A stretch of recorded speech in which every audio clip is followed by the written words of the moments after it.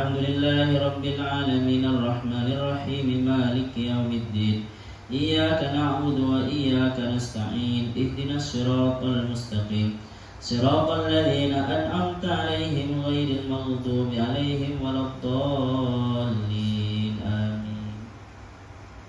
Qala Allah Ta'ala wa huwa asdaqul qailin A'udzu billahi minasy syaithanir rajim Bismillahirrahmanirrahim.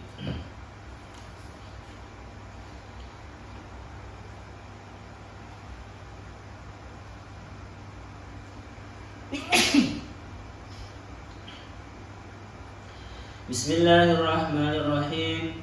Kutiba alaikumul qitalu wa huwa kurhul lakum wa asa an takrahu syai'an wa huwa khairul lakum wa asa an tuhibbu syai'an wa huwa syarrul lakum wallahu ya'lamu wa antum la ta'lamun. Kutiba diwajibkan, ay furidah, difarduhkan. Alaikum kepada kalian, al-qitalu apa yang difarduhkan? Al-qitalu apa? Berperang atau berjihad. Lil kuffari, terhadap orang kafir. Wa huwa adapun al-qital kurhun, itu sulit atau itu tidak disenangi. Makruhun dianggap sulit atau makruhun itu ya tidak disenangi. Kariha atau benci atau sulit. Sebenarnya sulit ya. Kalau orang Islam ya tidak benci sebenarnya.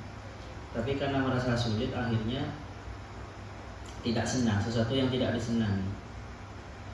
Lakum bagi kalian, tobaan secara tabiat, karena manusia kan menginginkan kedamaian secara tabiatnya. Harus berperang itu ya butuh tenaga, butuh biaya. Jadi secara tabiat kita ini diakui oleh Allah memang berat bagi kalian ini, memang sulit, tidak disenangi oleh kalian. Limasyaqqatihi, karena sulitnya kita. Tetapi wa'asa, dan siapa tahu, antakrahu, apa benci atau tidak suka siapa kalian syai'an kepada sesuatu, wa padahal adapun syai' khairun itu baik lakum bagi kalian.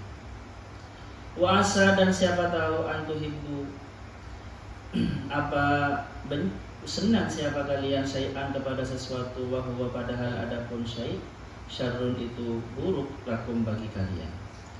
Limailin nafsi, karena condongnya nafsu. Nafsu ini nafas yang bermakna nafsu. Ada nafas yang bermakna jiwa. Kalau di bahasa Indonesianya ada nafas bermakna nafsu. Karena condongnya nafsu ila syahwati, kepada syahwat. Jadi ada orang senang kepada sesuatu, tetapi bisa saja itu buruk bagi dirinya. Ila syahwati, kepada, karena condongnya nafsu ila syahwati, kepada syahwat al-mujibati, yang menyebabkan dihalakiha, menyebabkan pada rusaknya atau celakanya nafas. Jadi kadang jiwa itu kita, nafsu kita itu kadang menyukai sesuatu, tetapi sebenarnya sesuatu itu bisa menyebabkan kita celaka. Wa nufuriha, dan larinya atau tidak sukanya, ya larinya. Larinya nafsu anit taklifati, dari aturan-aturan, hukum-hukum atau kewajiban-kewajiban, padahal al-mujibati, yang bisa menyebabkan berkonsekuensi sama mujib itu, atau yang bisa meniscayakan li sa'adatiha, pada beruntungnya nafsu jiwa.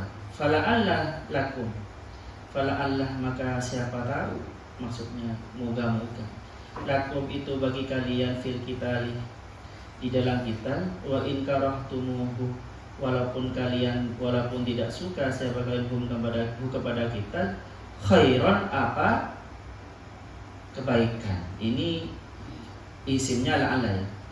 Fala'alla lakum fil qitali wa in karahtumuhu khairan.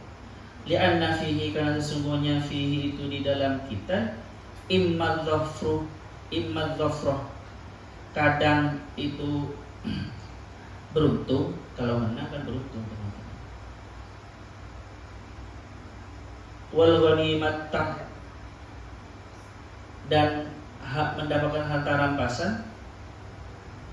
awis syahadata, atau mati syahid. Ya, orang Islam itu kalau berperang ya, tidak seperti mereka. Kalau menang beruntung dan dapat harta rampasan. Kalau mati syahid. Tetapi kalau mereka tidak. Kalau menang ya mungkin menang, tetapi kalahnya mereka ya itu kehinaan dunia akhirat.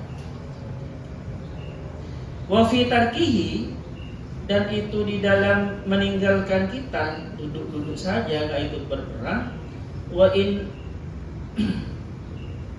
apa itu?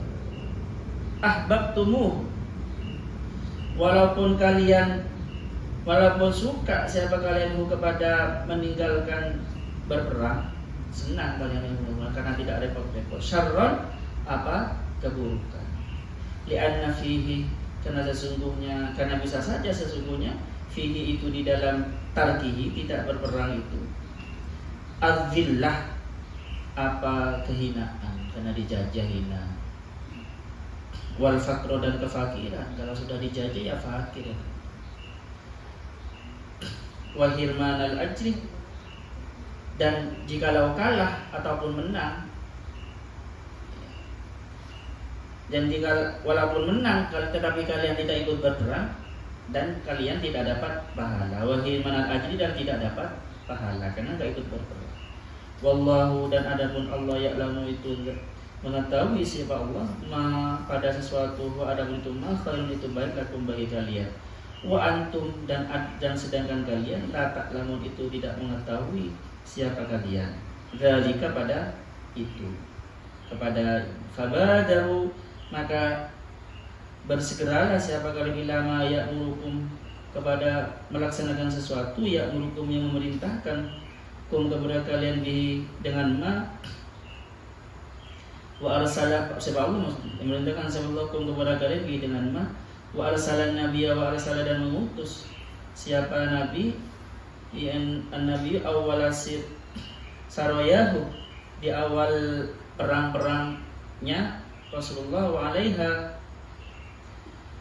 Abdullah bin Jahsy, wa alaiha, dan di atas saraya itu Abdullah bin Jahsy. Faqatalu maka berperang siapa orang mukmin memerangi seorang mukmin al-musyrikina, kepada orang musyrik.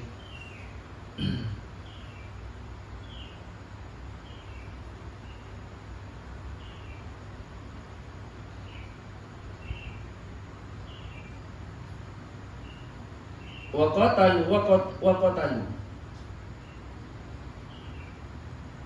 dan berperang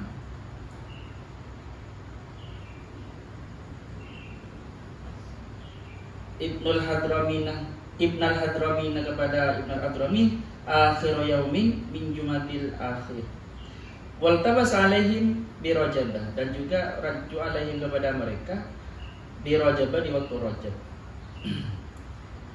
Fa'ayyarahum maka membuat hina kepada mereka al-kuffar seorang kafir bistihlalihi, dengan cara membuat menghalalkan kita. Oke, ini lanjut kita renungi sedikit demi sedikit. Kalau kutiba itu maknanya sama dengan diwajibkan, sama kutiba alaikumus siyam. Tapi perang itu teman-teman fardu kifayah. Kalau itu dulu ya. Sekarang kan tidak ada perang. Itu dulu. Perang itu fardu kifayah kalau musuhnya di tempatnya. Kalau musuh masih di tempatnya. Tetapi kalau musuh itu sudah menyerang kita, maka fardu ain. Ya. Tetapi demi keberlangsungan dakwah teman-teman, demi keberlangsungan dakwah Islamiyah, tidak semua orang Islam itu harus berperang, kecuali memang genting sekali ya. Jadi gini, seorang pemimpin itu harus punya strategi. Siapa yang harus berperang dan siapa yang harus mencari ilmu. Karena Al-Quran sendiri mengatakan wa ma kanal mu'minuna liyanfiru kaffah. Dan seharusnya tidak orang mukmin itu dia itu pergi semua untuk berperang.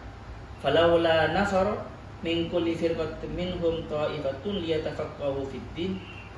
Seharusnya ada sebagian dari setiap kelompok-kelompok dalam Islam itu yang mencari ilmu, memperdalam agama.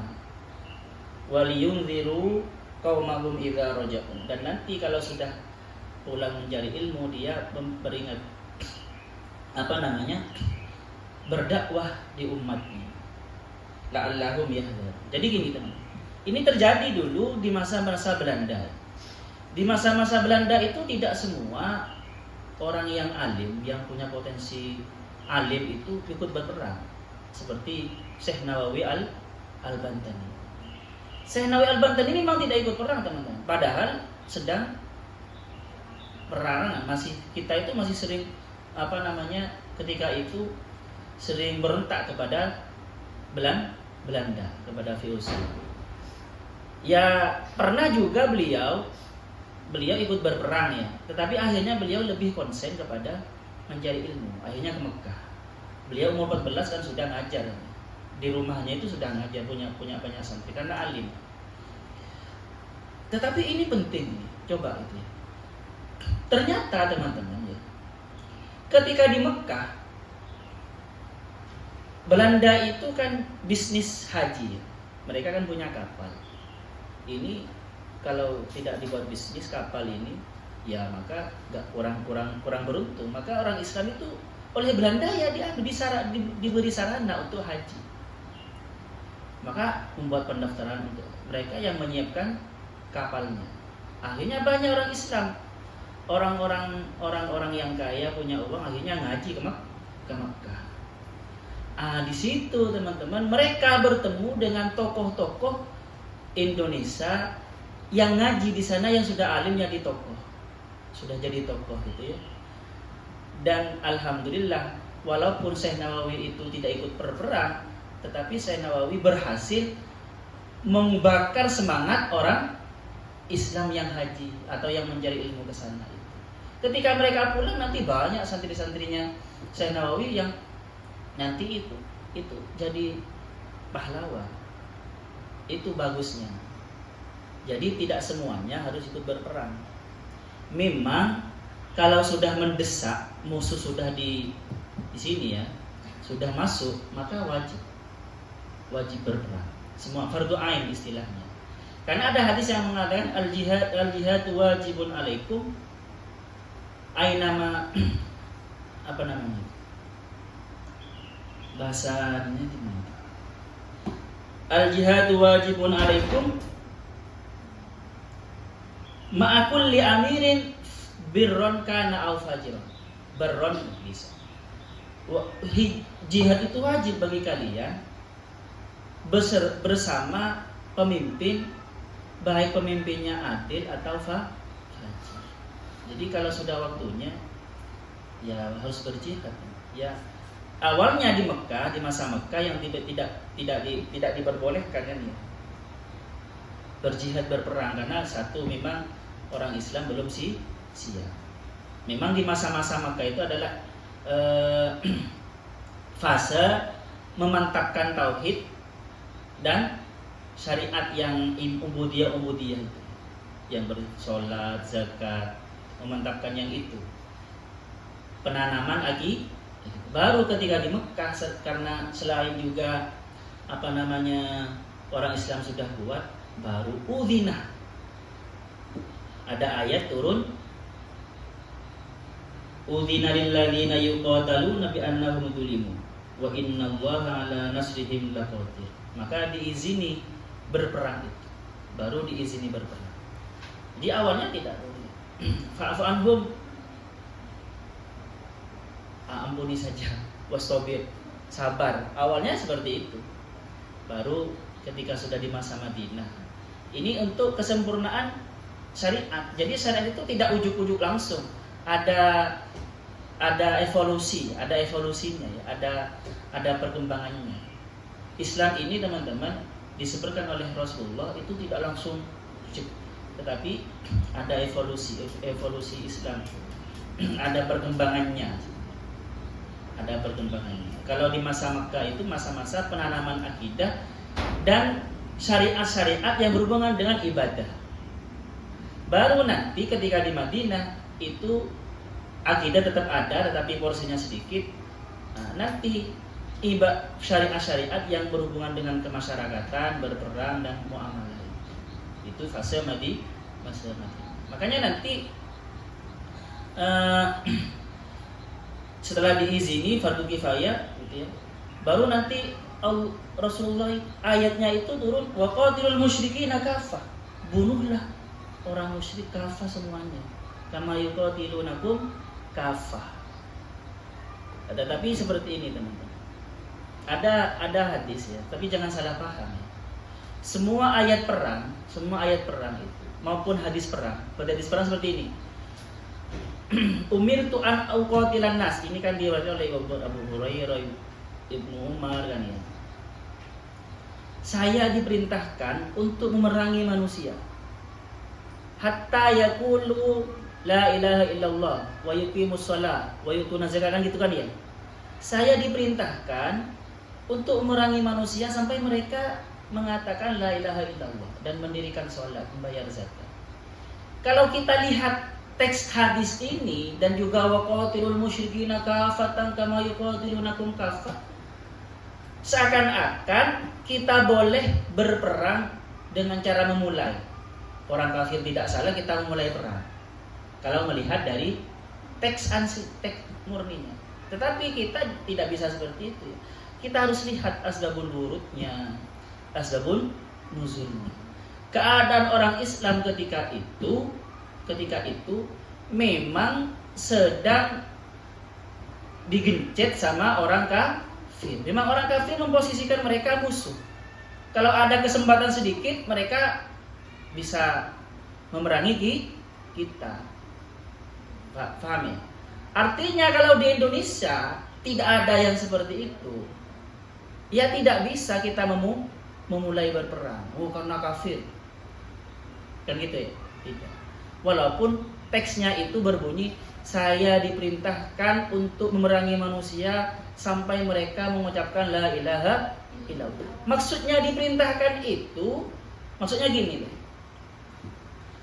Ketika kita sedang keadaan berperang, setiap musuh ya boleh dibunuh, kecuali ketika mau dibunuh dia masuk Islam. Paham ya? Maksudnya seperti itu. Makanya Nabi dulu ketika ada sahabat itu ketika dalam keadaan perang, ada satu sahabat membunuh orang kafir. Sudah menang dia. Ketika mau dipenggal kepalanya, dia baca syahadat. Tetapi sahabat itu teman-teman, enggak, ini hanya ngeles saja. Hanya melindungi dirinya. Tapi tetap dibunuh. Dan sampailah kabar itu kepada Rasulullah. Marah. Rasulullah marah. Dia, kenapa oleh kamu bunuh? Dia kan padahal sudah baca la ilaha illallah. Sahabat itu menjawab, karena dia mengucapkan la ilaha illallah untuk tameng saja. Rasulullah, apakah kamu sudah membelah dadanya? Jadi teman-teman, kalau sudah, jadi hadis ini sebenarnya sangat tepat munasabahnya dengan ini nih. Paham ya? Hadis yang tadi saya diperintahkan membunuh orang, manusia, sampai mereka mengatakan la ilaha illallah. Paham ya? Jadi ini bukan perintah, tidak ada sebab apa-apa akhirnya kita orang Islam memerangi orang kafir. Tidak seperti itu. Makanya di ayat Al-Maidah, Al-Mumtahanah ayat 8 dan 10 itu dan 9 itu kan ya, orang yang tidak memerangi, orang kafir yang tidak memerangi kita dan tidak mengusir kita dari rumah kita, dari negara kita, maka boleh kita bersahabat dengan mereka. Al-Mumtahanah ayat 8 sama ayat 9. Itu kan bandingannya dari Al-Maidah ayat 51. Ayat Al-Maidah ayat 51 itu kita tidak boleh menjadikan orang Yahudi dan Nasrani sebagai aulia. Tetapi di Al-Mumtahanah itu orang kafir atau orang Yahudi atau Nasrani yang tidak memerangi kita dan innama yanhakum ayat awalnya, dan tidak mengusir kita dari rumah kita, maka boleh kita berteman, menjadikan mereka antawalluhum, boleh sebenarnya. Jadi ingat ya teman-teman, ayat perang ini tempatkan di posisinya, karena dulu ayat perang ini turun dalam keadaan orang Islam diperangi oleh orang kafir. Seandainya tidak ada permusuhan orang kafir kepada orang Islam, ya tidak akan turun ayat perang. Karena semua ayat perang coba itu ya. Coba ayat perang itu ya. 2 ayat perang yang mengizini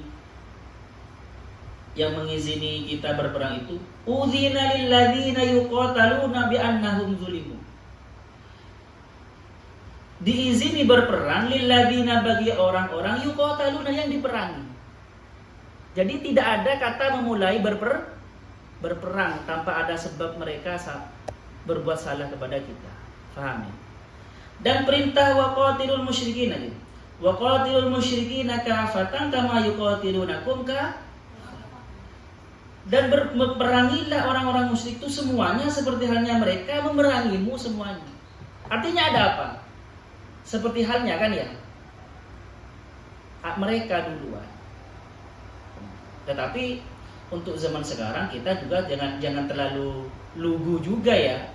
Jangan terlalu lugu juga. Walaupun dalam keadaan aman ini, kemiliteran itu harus tetap dikembangkan.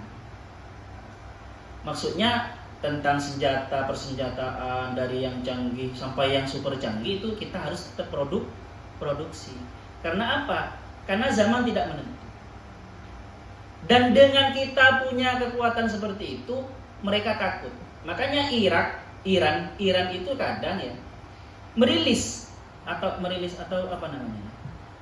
Memviralkan tentang kekuatan bom mereka. Tapi tidak semuanya pasti.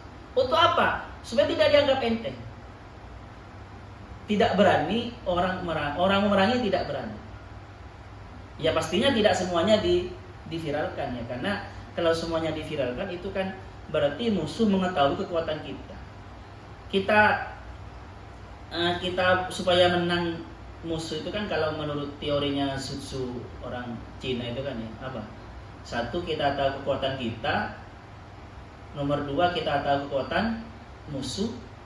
Dan nomor 3, kita tahu waktu kapan harus menyerang. Dan nomor 4, kita harus tahu medan seperti apa tempat kita berperang. Nah gitu kan ya. Jadi walaupun seperti Amerika sering menampilkan persenjataan yang canggih-canggih itu ya, tetap mereka tidak semuanya ditampilkan. Itu hanya nakut-nakuti negara lain supaya tidak macam-macam saja. Paham ya? Jadi kembali lagi, syariat atau kewajiban perang ini awalnya di Mekah itu tidak diizini, baru di masa Madinah diizini. Karena apa? Di masa Madinah itu selain keadaannya orang Islam sejak di Mekah sudah diperangi, ya, dan sampai di Madinah tetap diperangi, dan orang Islam sudah mampu. Bahkan teman-teman ya, ini kan perkataan ini viral, hadis ini viral. Hadis tadi itu, saya diperintahkan untuk membunuh manusia, memerangi manusia sampai mereka mengucapkan la ilaha illallah, mendirikan sholat, bayar zakat. Jika mereka sudah melakukan itu, maka darah mereka dan kehormatan mereka dijaga, harus kami jaga. Maksudnya tidak boleh kami bunuh dan kehormatannya harus kami jaga, kan gitu kan ya.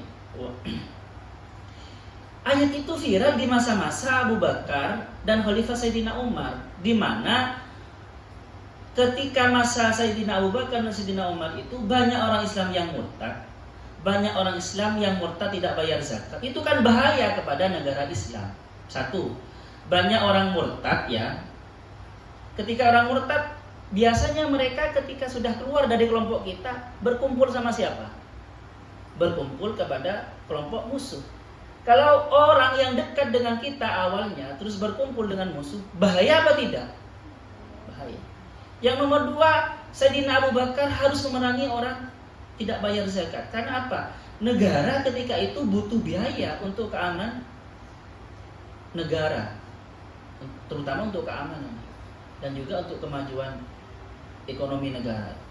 Terus ada orang tidak bayar zakat, ya diperangi. Walaupun di masa Nabi tidak pernah memerangi orang murtad dan tidak pernah memerangi orang yang bayar zakat. Itu artinya apa teman-teman? Peperangan di masa Sayyidina Umar, di masa Sayyidina Utsman itu karena keadaan. Paham ya? Syariatnya itu bukan syariat yang ujug-ujug ada harus memerangi orang yang tidak bayar zakat walaupun kita dalam keadaan sedang kuat. Maka di zaman kita sekarang ya tidak bisa. Sudah tidak saya katakan di zaman sekarang kita tidak bisa, tidak relevan. Kecuali keadaannya berubah. Sekarang kita mau maksa orang, mau memerangi orang yang tidak Islam, gara-gara dia tidak Islam. Siapa yang rugi? Orang kafir apa kita? Kita mencemarkan nama baik Islam. Apalagi zaman sekarang diviralkan itu. Mau maksa orang tidak bayar zakat dengan paksaan. Apalagi sampai diperangi. Siapa yang rugi? Islam. Faham ya teman? Jadi itu semua ada konteksnya. Likul lima qaumin maqalun. Likul lima qaulin maqam. Setiap perkataan itu ada tempatnya dan setiap tempat ada perkataannya. Walikul lima qaumin maqam. Jadi nanti kalau kondisinya seperti ini, maka kaidahnya beda. Aturannya beda seperti itu. Paham ya? Likul lima qaumin maqal. Dan walikul lima qaulin maqam. Dan setiap ada ayat sama ada hadis itu kita lihat asbabun nuzul dan asbabul wurudnya. Seperti itu. Ada juga orang Islam itu dulu di masa saya, mohon maaf sebelum. Saya itu dulu teman-teman sama teman-teman saya ketika masih SD itu berani mencuri. Nanti saya mencuri satu kali sama teman, diajak teman. Mencuri punyanya orang Cina, dia punya toko ya, kafir ya, Kristen itu. Karena kenapa? Kata ustadz saya itu orang kafir, orang Cina itu gak apa-apa diambil hartanya. Akhirnya saya bilang ke kakak saya, saudara, saya itu sudah dini, karena ikut teman saya sudah, teman saya yang ambil itu. Kata kakak saya, ya walaupun yang dicuri punya orang Kristen, mencuri itu tidak baik. Nggak paham ya? Perilaku mencuri tidak baik. Akhirnya saya itu teman-teman ambil mencuri bolpen dibuat untuk maknai kitab. Itu gara-gara salah doktrin. Paham ya? Ada yang berapologi seperti ini, tapi mereka akan memerangi kita dari segi ekonomi dan politik. Maka kita harus boleh membunuhnya. Ya tidak juga. Kalau perangnya perang ekonomi, maka kita juga membalasnya dengan ekonomi. Kalian belajar ilmu ekonomi sekiranya bisa menyaingi mereka. Paham? Bukan kan mereka kaya semuanya ya, karena kalian sudah kalah berbisnis di Surabaya semuanya. Semuanya perekonomian Surabaya dikuasai Cina semuanya.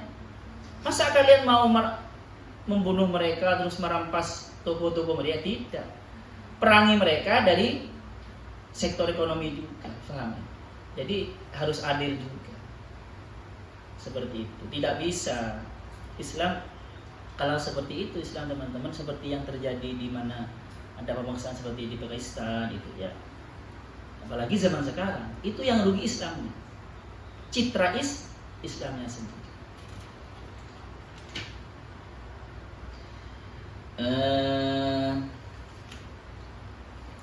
Ada tadi yang ingin saya terangkan, kok hilang. Oke, ada pertanyaan di sini. Siapa tahu kembali yang ingin saya terangkan.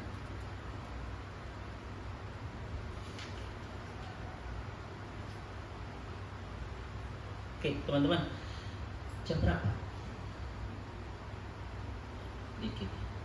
Di sini sebenarnya ada teori asa antakrahu syai'an wa huwa khairul lakum wa asa an tuhibbu syai'an wa huwa syarrul lakum. Ini berlaku kepada siapa? Bukan hanya berlaku di konteks perang, tapi berlaku kepada apa saja. Kadang kita itu menyukai sesuatu tetapi sebenarnya tidak buruk bagi kita. Kadang tidak suka kepada sesuatu tapi sebenarnya baik bagi kita. Tapi sudah, ini teori ini kita bahas besok. Saya harap teman-teman ngajinya langsung ya, biar nggak terlaluan. Kasihan yang IB, yang IBB, yang IB juga cepetan ya. Kan habis sholat tidak dandan kan ya, langsung saja kan ya. Masa harus masuk, harus berlama-lama kan enggak juga. Langsung saja. Kalian kan juga tidak disorot juga, cuma saya yang disorot. Kalau saya mungkin harus cuci muka gitu ya, sebelum adzan itu kan. Tapi kalian kan enggak usah. Kecuali besok seumpama dalam pengajian ini oleh Wisal mau disorot pakai jadi selain menyorot saya, menyorot yang sedang ngaji seumpama, baru agak dandan dikit. Tapi ya jangan lama-lama juga. Biar saya cepat memulai ngajinya, cepat mulai dan juga cepat selesai. Supaya apa? Yang iba ini tidak ketinggalan. Ada pertanyaan? Ya sudah. Sallallahu yang fana ma'alimna yu'allimuna ma'alamna.